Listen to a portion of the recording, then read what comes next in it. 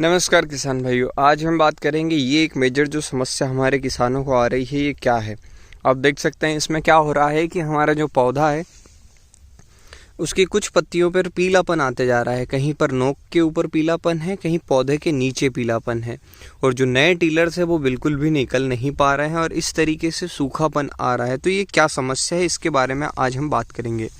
तो सबसे पहले बात करें कि ये किसी एक चीज़ की वजह से नहीं, बहुत सारे फैक्टर्स की वजह से हो सकता है। क्या क्या हो सकते हैं?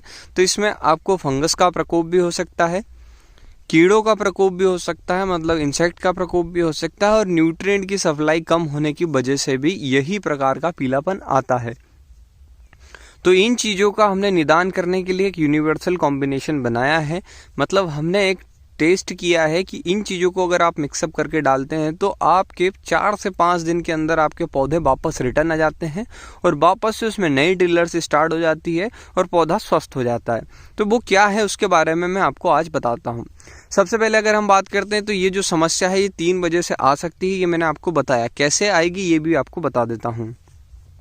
जैसे आप देख सकते हैं कि ये जो पौधा है मैंने जैसे ये निकाल कर देखा तो इसके अगर जड़ के अंदर बारीक बारीक कीड़े होंगे, मतलब बिल्कुल सूक्ष्म कीड़े रहते हैं, यहाँ पर बैठे रहते हैं, इसे जड़ महू कहा जाता है। इसकी वजह से भी पौधे के अंदर पीलापन आ जाता है और पौधा जो है वो कमज़ोर हो जाता है। दूसरा होता है इसके अंदर समस्या फंगस की वजह से। जैसे कि आप देख सकते हैं कि इसमें फसल अवशेष बचा हुआ है, इस फसल अवशेष के अंदर फंगस लगी। उस फंगस से क्या होता है कि धीरे धीरे करके हमारे पौधे के ऊपर फंगस प्रकोप मारती है और उससे भी इस प्रकार का पीलापन आपको दिख सकता है, जिसमें स्पॉटेड पीलापन होता है। जैसे यहाँ पर आप देख सकते हैं कि फंगस का प्रकोप भी दिख रहा है। उसी के साथ तीसरा हो सकता है लिंचिंग की समस्या। अब काफ़ी किसान भाई पूछेंगे लिंचिंग क्या हो जाता है।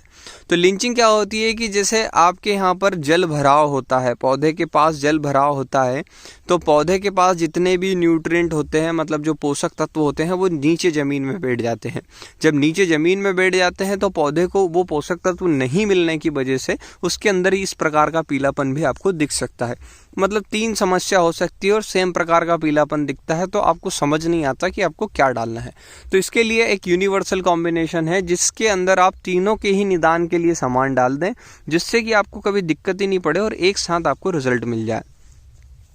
तो मैं आपको बता देता हूँ कि इसके लिए आपको क्या डालना है। तो सबसे पहले आप जड़ महू के ट्रीटमेंट के लिए, यानी जड़ में कोई समस्या है उसके निदान के लिए आप इसमें इमिडाक्लोरपिड ले सकते हैं और थायमेथक्स ले सकते हैं। दोनों का ही अफेड्स के ऊपर काफ़ी अच्छा रिजल्ट है, मतलब जो जड़ महू है उनके ऊपर काफ़ी अच्छा रिजल्ट है और उससे आपको 100% निदान मिल जाता है।